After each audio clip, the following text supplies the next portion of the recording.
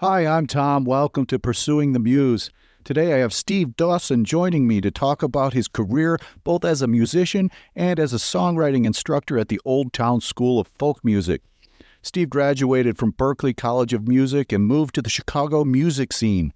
He formed such bands as Stump the Host, Dolly Varden, and Funeral Bonsai Wedding, in addition to his own output as a solo artist. Today he'll talk about his approach to songs, which includes a special deep dive into the lead track off his most recent album, At the Bottom of a Canyon in the Branches of a Tree. Without further delay, here's Steve. This is all there is, my friend. A moment to feel the turning of the moon. 22 tiny rubber bands in one day. Red, green, orange, red, some of them were yellow. Sat in the front room for hours and hours with Tiffany, the one-handed cheerleader. Her long red hair tangled with mine.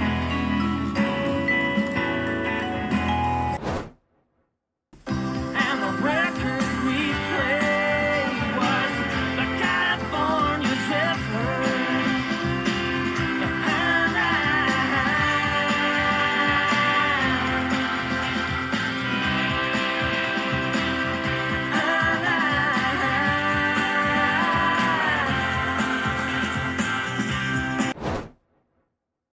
All right, we are live with Steve Dawson. I am Tom Compton. This is Pursuing the Muse. Very excited to talk to Steve today. As a way of introduction, I will say that of the many wonderful musicians who have agreed to talk to me with season one, I am especially excited to talk to Steve. Steve is a musician in Chicago, as well as an instructor at the Old Town School of Folk Music, teaches a songwriting class there. Just voluminous experience. And I'm going to say, Steve, that I've seen you live several times, and it's incredibly special. So I feel like actually I'm talking too much. You're here and you're wonderful, and I could go on for an hour just describing you to you, but I feel like that would be a waste of this wonderful moment that we have. So give me some background. How did you get started writing songs? That's a good question. Let's see. I always loved music as far back as I can remember. I think in seventh grade, I learned to play guitar in school, in public school. And the woman who was the teacher was super into songs. She was a huge John Denver fan. This would have been like the late 70s. And she would talk about, like, when he sings about sunshine on his shoulders, you can feel the sun on his shoulders, can't you? You know, it's like, and it just made me think about songs in a different way, as in more than just like something that was cool to listen to on the radio and fun, but not like that songs were important, I think. And then I started really identifying with some records that were more sort of personal, like some Neil Young records and Bob Dylan and Paul Simon and James Taylor, people that were, and Joni Mitchell, people that were speaking about their own experiences in a really personal and poetic way. And that really, I think it kind of helped me along through the teen years. Like, things were not good in my family, but it felt like these were people were telling the truth, and that it was speaking, I don't know, there was a truth-telling thing going on that was really appealing.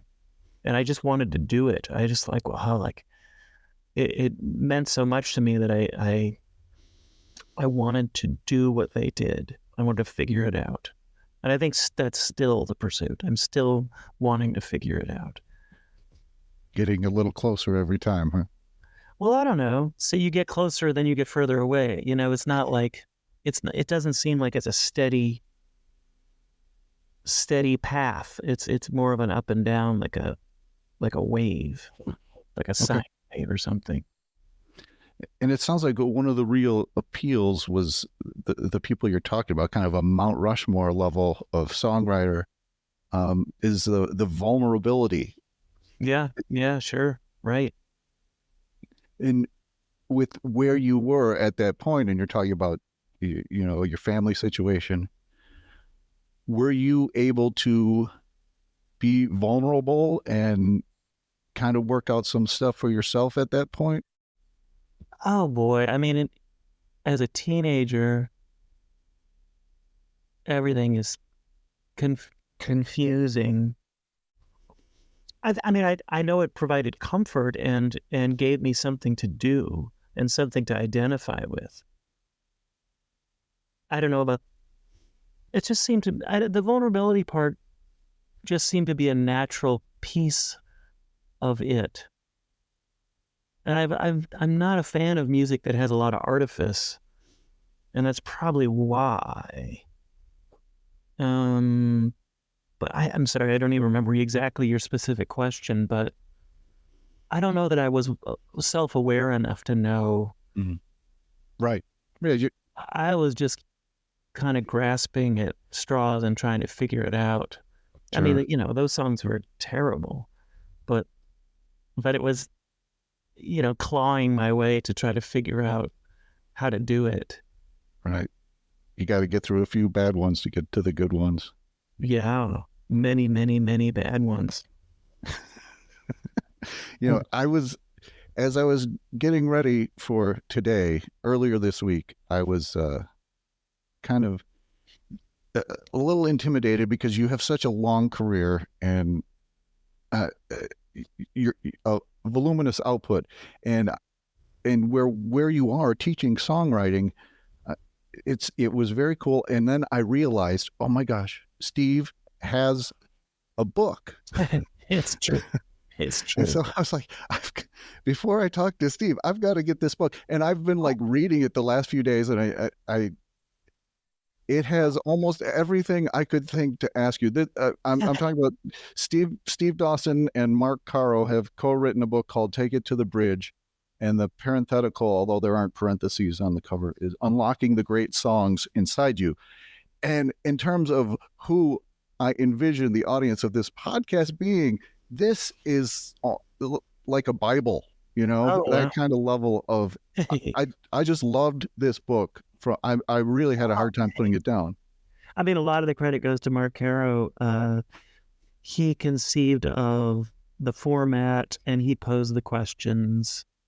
The back half, all the assignments are right out of my classes. So that's all me, but the whole setup and the whole first half of the book really is Mark. And Mark now has a podcast where he you know, he's a great interviewer, and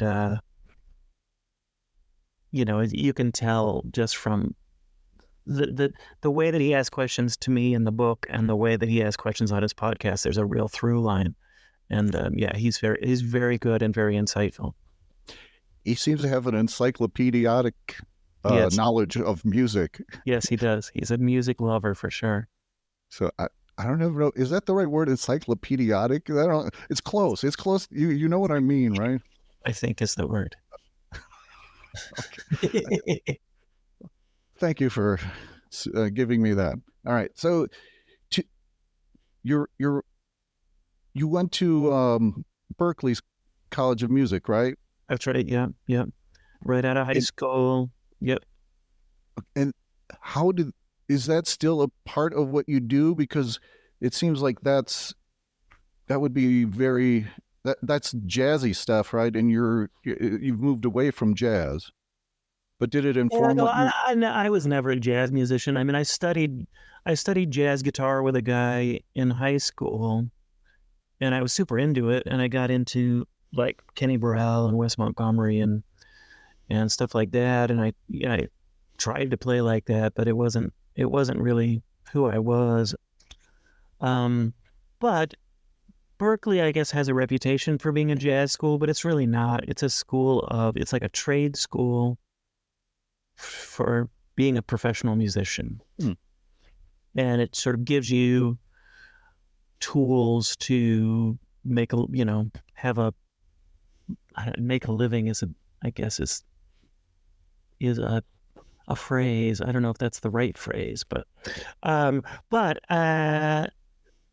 things I learned there that were useful were compositional structure, theory of chords, how chords work together, studying lots and lots and lots of songs, and from everything from the 1920s through the 1960s and 70s. Yeah. So, I mean, I realized while I was there, it's like, okay, well, I'm never going to be a jazz guitar player. I meant to be a songwriter. So it cemented that for me, because I was still kind of at that point going like, well, I know I love music, but I don't know where I fit in. So it helped me sort of figure that out, I guess. Okay. Did you go right from Boston to Chicago? I did, yeah. What prompted I moved that? here because actually a friend of mine, a guy that I met in Boston, who's a Chicago musician and an artist, Nicholas Barron. I don't know if you know him. He's doing more painting now, but for years he was doing music. He still does music. But anyway, his father lived in Chicago, so he moved here. We were good friends in Boston. And we were just talking on the phone, and I was like, I can't afford to stay in Boston. It's too expensive. And the musician to gig ratio is very lopsided there because it's actually pretty small and there's so many musicians. I was like, so, if I have a gig once a month, it's just not really going to be enough. And I'd have to work a straight job all the time in order to pay rent. So he's like, you should move to Chicago. There's gigs all the time here. The rent's cheap. And so I did. Okay. And then you've had a couple of bands, right? Stump the Host and Dolly Varden. And does Dolly Varden still play, or is it? Yeah, we played. We just played this summer. Okay. We play that often, maybe once or twice a year. Everyone's pretty spread out now. Mm-hmm. And would you say you've been mostly a solo artist for the last decade or so? Or yeah, that's about right. The last Dolly Varden record was 10 years ago, and then right after that, a year later, I made the first Funeral Bonsai Wedding record, and then everything since then has been some version of a solo project of mine. Yeah. Okay. And it seems like now we're caught up. I guess, I don't know, but to move into, you've got the background, you've got band experience, and I know you came close to you had labels interested in both of the bands you've been in. Yeah, and Stump the Host. So that was born in like the late 80s, 88. That one got pretty close. We had a lot of interest, and I was sort of young and stupid, and so business was still pretty much the way, like the old school version of the business. Like it hadn't quite fizzled. There was still a lot of money from CDs, or CDs. Actually, wait a minute. CDs were just beginning. But anyway, it was still like they had A&R people. An A&R guy was here in Chicago, saw us play, was interested. We got a publishing deal. He was shopping us around. People were coming to see us. We went to New York to play. So it was like kind of like the classic, playing with labels situation. And we did get offered a deal from Zoo Records, which was a subsidiary of RCA. But the lawyer at the time was like, I don't know about this. And then the guy who was the A&R person for Zoo quit. And then the lawyer was like, if you don't have an A&R person going to bat for you, you're just going to get lost. It's going to be a real drag. So we didn't do that, which, I mean, I always think, what would have happened had we done it? You just don't know. I kind of wish we would have, but I don't know. You can't go back in time. So What year was that? probably 92 was the Zoo Records year. Okay. And then Stunt Those lasted, they made it like almost another year. We broke up, and then we kind of made Dolly Varden out of the ashes of that band. So it was Diane and I, my wife and I, were the singers in Stump the Host, and then we decided to make a new band. We auditioned drummers and got Matt Toby, who's a great drummer, and wanted to make it, I don't know, maybe a little more rock. I don't know what we were doing. And then by then it was the middle 90s, and like it was the big grungy era, and like Urge Overkill and Smashing Pumpkins and all that were getting signed. And so we tried for a minute to be this big, loud rock band, which was, to me, was a disaster. I was talking about artifice and music, and I just felt like I'd be completely contrary to who I was. I mean, I like rock, but I like maybe more sort of Stones kind of rock, more sort of R&B based, or Neil Young and Crazy Horse, that kind of like raw, but has like an R&B thing going on. Anyway, so yeah, trying to be loud, that was a failure. And then we self-released an album that we recorded on a 4-track cassette machine in 95. And that actually did really well. Like WXRT played that record. We got in a bunch of critics lists. That was a really fun moment, because we made it on a 4-track cassette machine and then, pressed CDs, and people liked it, and it was kind of cool.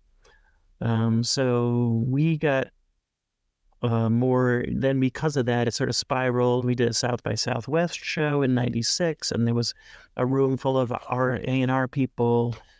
And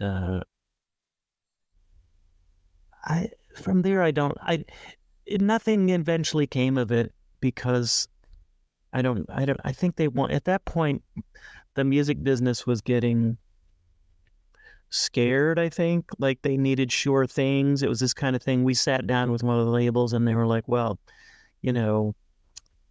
unless you have this huge regional following already developed, we have no interest. So it's not like in the olden days when they would nurture a band along and build a career. They wanted to sort of pick a band that was already doing very well regionally, and then just kind of try to push it, give it a nudge up to national. And then there was all this marketing. There was, like the marketing departments of the record companies at that point were really running the labels. It wasn't about the A&R people. It was about the marketing. So they were like, well, who's the lead singer? They're like, well, there's 2 lead singers. I was like, well, you got to pick one or the other. It's like, well, we're not going to do that, because we've always just been this way. You need to fit in the box. It's exactly. So yeah, it didn't work. Right. And then how did you wind up at the Old Town School of Folk Music? Oh, that was quite a bit later. So I worked at a record store for all that time, from the early 90s through the early 2000s. And then I always wanted to teach songwriting there, but they already had, Ralph Covert was already doing that. He was the songwriting teacher at the Old Town School, and they didn't need another one. So, but Ralph became a celebrity, children's music celebrity with the Ralph's World thing. Oh yeah, yeah. Yeah. So My kids are the right age that yeah. I know that. So he left the school to pursue that, and there was an opening, and I talked to Jimmy Tomasello, who was the guy, and he put me in. And Awesome. I do guitar classes and songwriting classes, and I've been doing that since 2004 or 2005. So yeah, it's been a very long time now. Okay. Did you inherit a curriculum, or did you build something yourself? No, I made it up myself, although I think it's similar. I mean, I think Ralph gave prompts. I mean, it's not anything earth-shattering. It's just creative prompts to get people to try new approaches. Mm-hmm. I inherited some of the students that he had, so I definitely quizzed them. I said, so what did you like about what Ralph did? But it's mostly just trying to get people to be creative, trying to try new things and push themselves. And yeah, it's great. Love it. Okay. And how the book says, do you see it as unlocking the great songs inside you? Sure. Yeah, I'd say so. Especially with the fundamentals class, like this book. This book starts out, the assignments part are a lot of the assignments I give in the sort of intro to songwriting class. The class is called Songwriting Fundamentals. So it's people that maybe have always wanted to write a song, but never tried. So it's that's the unlocking part. Like the idea that music is a part of our basic humanity, and also being creative is a part of being human. Mm-hmm. So music and creativity are things that we're all born with. So it's the unlocking is to basically saying, okay, you can do this. Here's some step-by-step ways to consider getting in there and doing it. And, it almost always works. Well, that's a good ratio. So a good success ratio then. Do your classes require a basic level of musicianship to take? Not really. I mean, I've had people that don't play an instrument that come in and sing a cappella. You're seeing more and more people who create tracks, in their laptop. So that aren't playing a guitar or a piano, they're just creating tracks and then making up songs to that, making up melodies to go over their tracks. So yeah, just this week, I did realize that I got a little ahead of myself because I was talking about chords. I was talking about things in sort of like a way that a few of the people in the class had no idea what I was talking about, because I took some things for granted that were understood, and I think it's because I've been doing the class is called continuing songwriting, where there are people that have been writing songs for quite a while that have a fairly good knowledge of chords and keys and song structure and all that kind of stuff. And so terms are used, like chord, like this young person didn't know what a chord progression, what that word meant, chord progression. And it's just something I say, well, that's a nice chord progression, or that's, so I'd clarify that, so stuff like that. Mm-hmm. Now, what do you have a specific definition of what a song is? No, I mean, that's a really good question, and I have thought about it, because song is a part of every culture on earth, and goes back to certainly before any recorded sound, but any written records of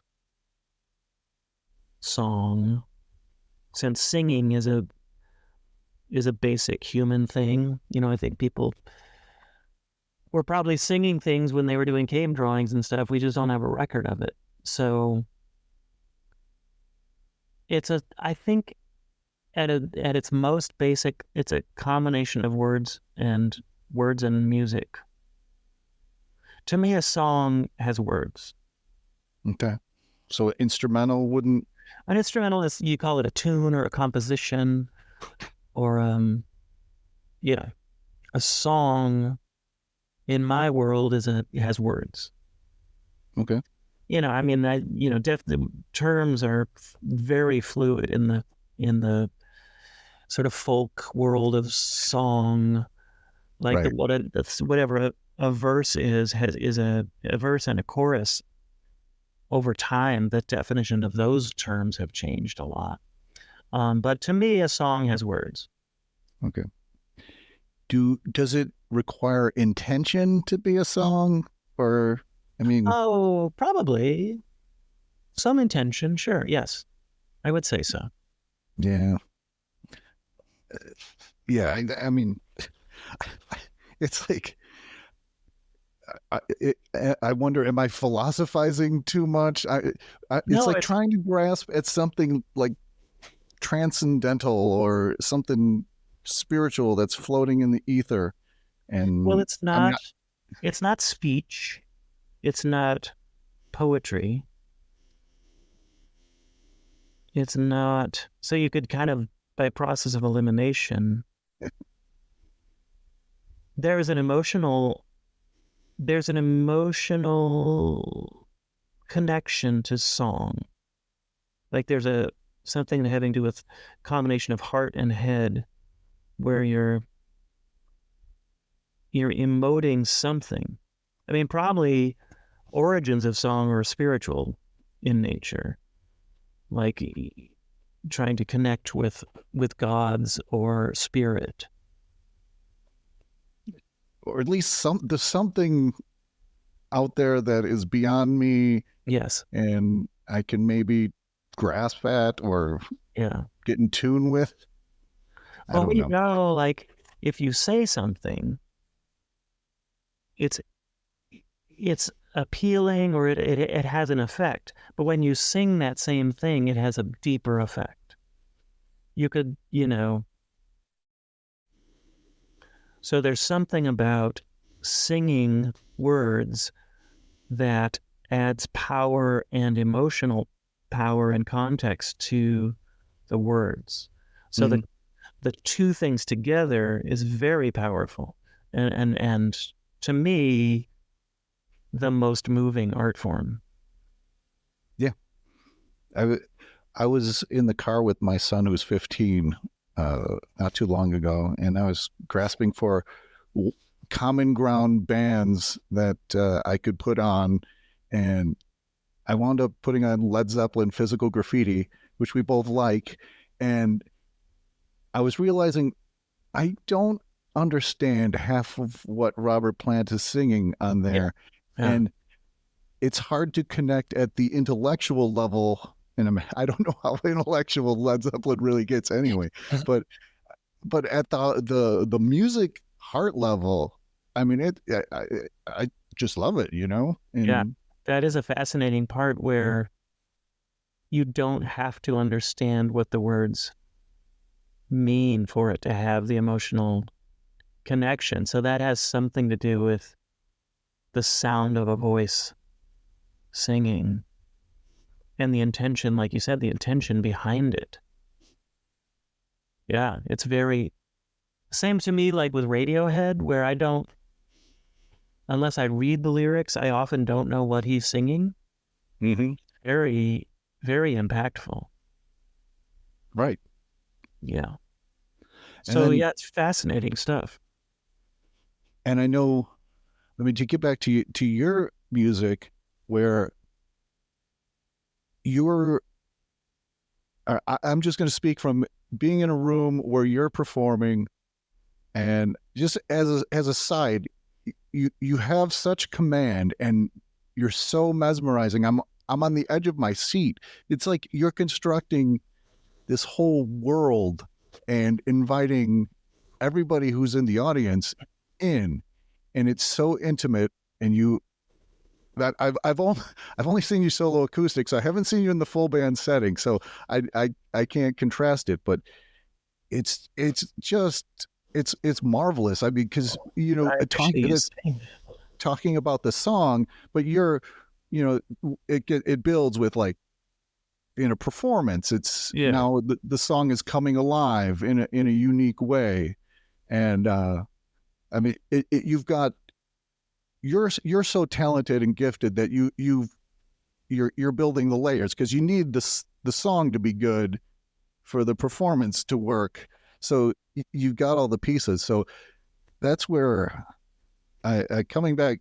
It's a thrill to talk to you, because you're so gifted at building this this world, And I don't. Does that make sense of like building a world in a performance? Sure. Yes. No, I appreciate you saying that a lot, because that's something I've definitely tried to do. Like, I think, to me, Nina Simone is the person who does that the best. If you watch Nina Simone live performance videos, it's just completely mesmerizing and enthralling, and she is just like, but it's not like I listened to her or even had access to videos of her growing up. But I did listen to Van Morrison a lot, who goes there. Not always, but often. And I think that was, to me, that was the inroad into like, oh, this passion. But soul singing, and like when I was in college, I got way into soul music, and actually when I worked at the record store, and that's a big part of soul music. That's just sort of like that, just kind of the deal. You go 100% all in, give every drop of your power to the song. And gospel singing, I got way into gospel music, like the Staple Singers and the Swan Silvertones, and that kind of stuff too, which is, well, it comes out of the Black church, that full commitment. And again, back to spirit, like trying to connect with spirit. So I think, it's all connected. And that's, I mean, Van Morrison, I think there's a Celtic tradition that also has that passion and that devotion to sort of finding the heart of, or approaching the muse or something like that. It's like pursuing the muse. Right. So there's similar pathways. In America, the Black church is the source of that, I guess. But yeah, so that's all I've definitely been trying to do, to figure that out and work toward that. Because that's the music I love the most. So it's like, I want to try again. It's like trying to figure out songwriting and trying to figure out how to sing the way those people do. How do they do that? Some people it comes naturally, and some people have to really work at it. I think I'm in the latter category. I think most of us are. Yeah. But someone like maybe that's where Sam Cooke got, where he was able to just like, when he came out of that gospel tradition, 100%. and then when he turned to R&B, it was just like boom, it was there. He was a bona fide celebrity in the church, and was touring. Was it the Soul Stirrers? Yeah, he was a phenom. So yeah, for him to just then take that and become a pop star, but taking all that he learned and experienced in the church, it was just like, yeah, You could feel it. yeah, It was a come to Jesus moment without Jesus. yeah. So, well, that's awesome. Where your last record was At the Bottom of a Canyon in the Branches of a Tree. Yep. It's a great album. It was what was that, 2022, 21, 21, 2021? 2021, yes. Okay. So that It's all was that like a was that like a COVID project for you? Well, it started before that. I had been working on it for a year or so pre-pandemic, but during the pandemic, I got even more obsessive with it and did all the final tracking and mixing because the studio's just out back, so I could just go out. I didn't have to go anywhere to record. Okay. So yeah, it's kind of a lot of it was a lot of the basics of it and a lot of the initial tracking was done pre-pandemic, but it definitely sort of came to fruition during that time. Okay. So can we take like a song, say like the first track is This Is All There Is. Yeah. Can you walk through how it just started as a twinkle in your eye and became the song it became? I wonder if I have an initial demo of that. Some songs, like the creation of them is really clear, and others it's not as clear. And you've written so many songs, I would imagine it can be fuzzy to Let's see. go into to look and discriminate between the genesis of different songs. So I do believe, prior to the pandemic, do you know Jenny Beneman? Yeah. She's a friend of mine, songwriter, sweetheart. She and I conceived of a group that would get together monthly was the plan, and we'd have to present a new song. And it wasn't to be critiqued so much as just to like have a group of people we liked that would get together and sing new songs at each other and say like, yeah, good job. Mm-hmm.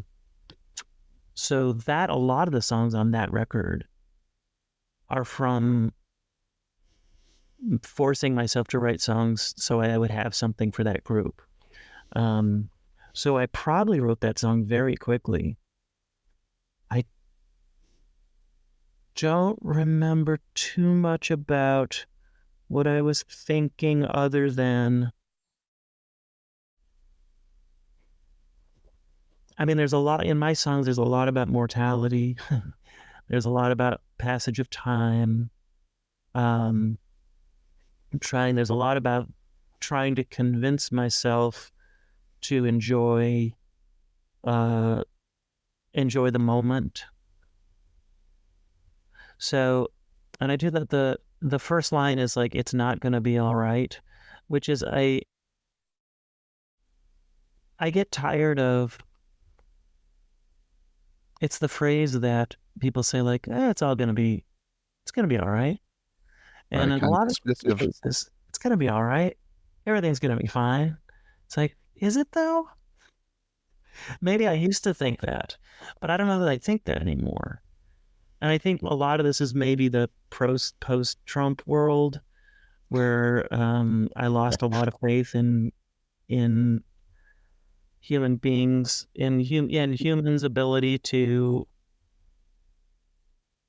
do the right thing, or to even see right from wrong, or that we're all in this together, or that in the long run people will actually come together and look out for each other. I think I used to believe that, and I think I don't believe that anymore. So, which is awful. Mm-hmm. Maybe in smaller groups of people, that's true. In smaller knit communities, families, or closer, like groups of friends, that's probably still true. But in a larger context, I don't think that's true. Yeah, it's a very valid question with the way the world is moving. Yeah, I know. So that's where that came from. It's like, it's going to be all right. Well, maybe it's not. It's not going to be all right. Right. Was the thought. It's not going to be all right. So what are you going to do about it? How are you going to handle this new information that it's not all fine? Mm-hmm. So then it's more or less from there, it's just a list of things that are worth existing for. So some of them are very simple, and I can't remember what they are, so I have to pull the lyrics up. Do you do that with songs where I can't remember the words to a song unless I'm actually singing it? Yes. But in context, I can remember all the words. Yeah, it can. One line can flow to the next. Yeah. But to jump around gets very confusing. Or it's out of context or something. I'm going to pull up the words. Maybe the emotional bed of the music helps as well.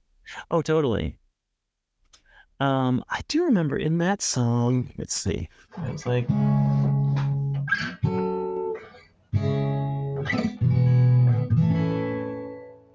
So it's in A, but it starts on a C sharp minor. Then it goes to an E with a B bass note. So a lot of my songs, the bass notes dictate the next chord. Like I'm trying to think in terms of, so the bass goes C sharp, B, A, but the chords go C sharp, E, A, which is interesting to me. So you go, it's not gonna be alright. Then it's an F sharp minor. What are you gonna do about it? Oh my, sorry, I'm in drop D.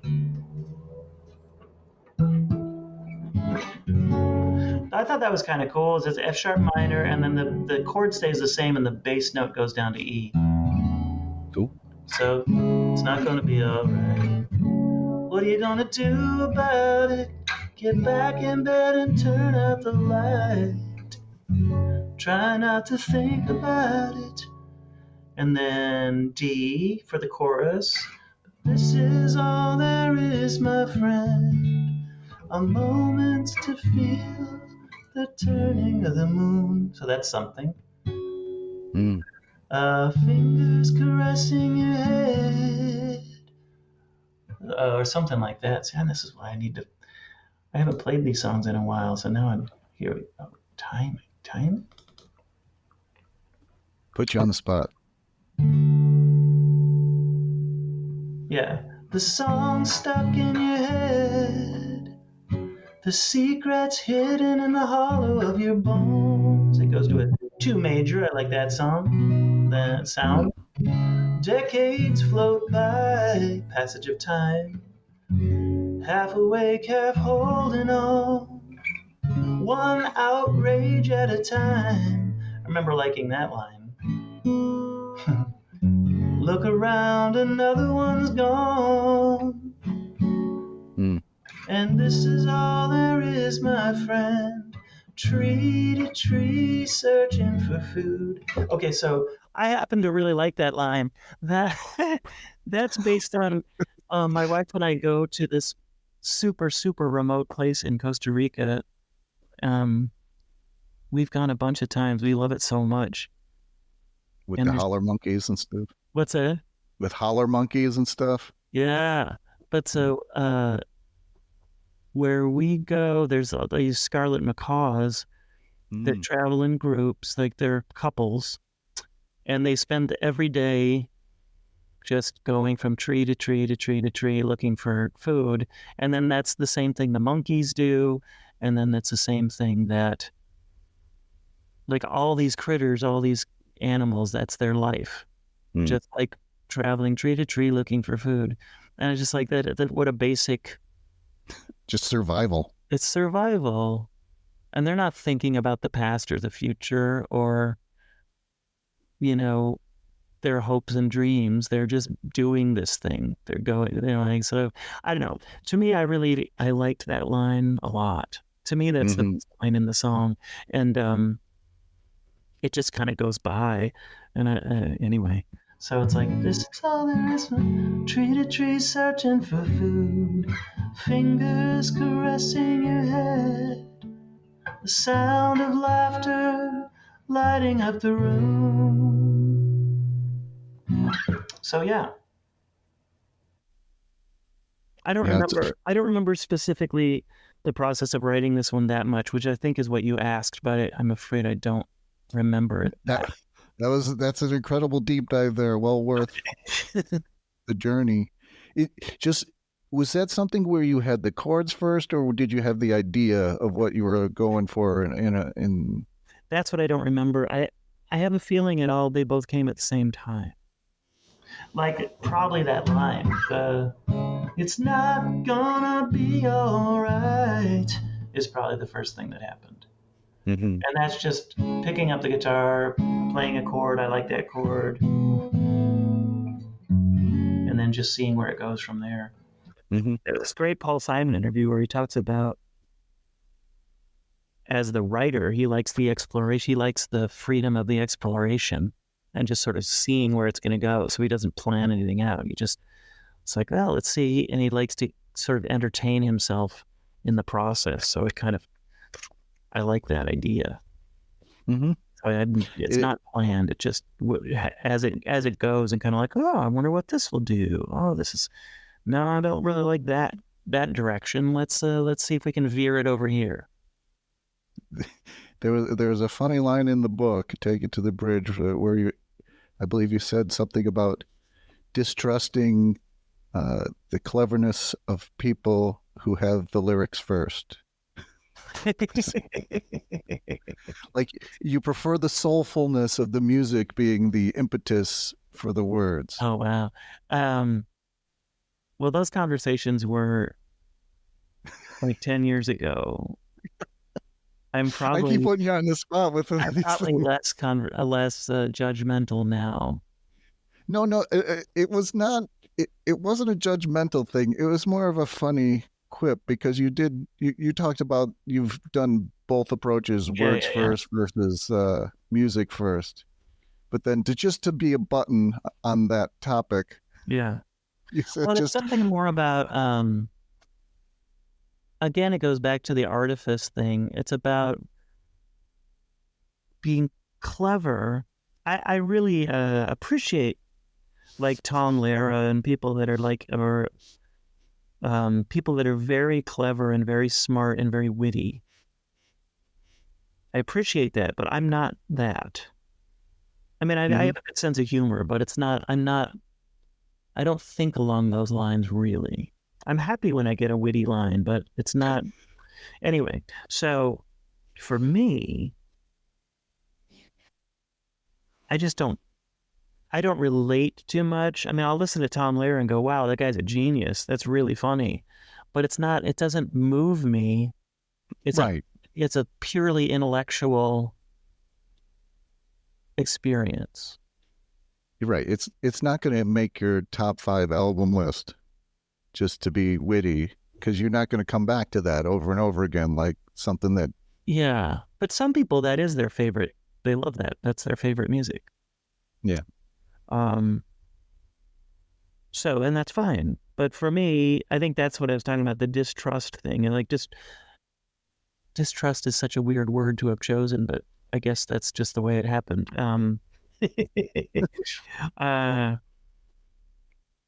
It doesn't resonate the same way. So well, what I'll do though, is when I do come across a good lyric, sometimes the song isn't good, but the lyric is good. So I'll take the whole lyric and I'll cast it in a completely different musical setting. I've done that quite a few times, actually.